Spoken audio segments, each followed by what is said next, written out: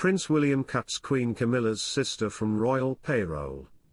Prince William has reportedly made a big decision by removing Queen Camilla's interior designer sister from the royal payroll. Annabel Elliott, who has worked with the UK family for 2 decades and earned several £100,000, was first employed by King Charles during his tenure as Prince of Wales. The 75-year-old was, for the first time in her long service, not paid, as detailed in the latest Duchy of Cornwall accounts. Prince William, upon inheriting the Duchy of Cornwall from his father, has decided to let go of Annabel Elliott, who previously oversaw the Duchy's holiday cottage business and received a yearly salary for her work, as per the Telegraph. Welcome to Royal Pancakes. If you are new here, please don't forget to subscribe and click the notifications bell, so you don't miss any news about the British monarchy. While sources confirm this change, they emphasize that it's not a criticism of her performance. Prince William would no longer employ Ms. Elliott, although it was no reflection on her work. According to the Duchy's official website, Elliott was employed on a commercial basis and received an annual salary ranging from £19,625 to £82,272.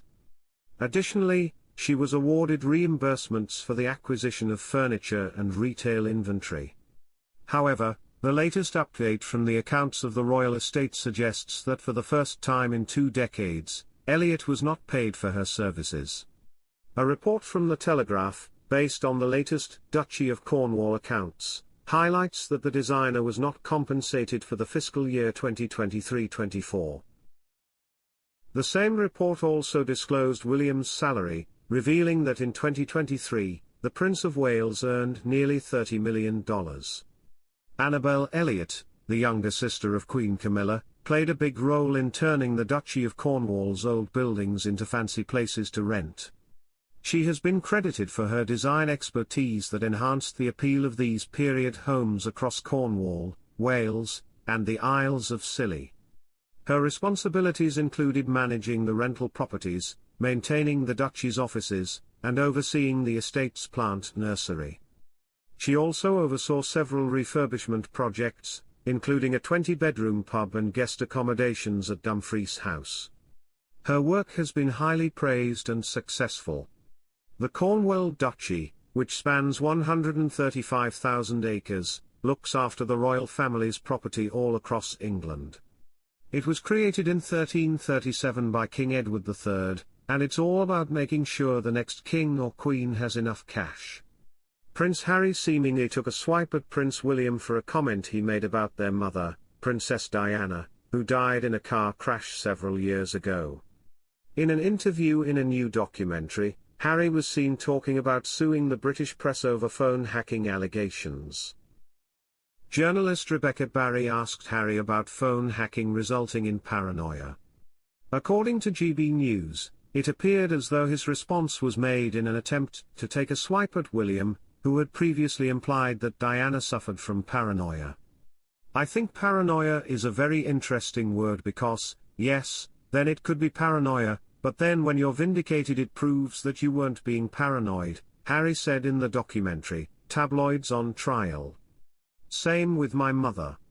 There's evidence to suggest she was being hacked in the mid-90s. Probably one of the first people to be hacked. And yet still today the press, the tabloid press, very much enjoy painting her as being paranoid, but she wasn't paranoid, the Duke of Sussex continued to tell ITV. She was absolutely right of what was happening to her. And she's not around today to find out the truth. Although Harry claimed in his lawsuits that Diana was hacked, it was never proven. A judge dismissed an allegation that Mirror Group newspapers hacked her phone. Previously, a BBC internal investigation found that Diana had been tricked into giving her explosive 1995 interview to Martin Bashir. It was determined that the journalist falsified financial papers implying Diana's staff were in the pay of the media and intelligence services.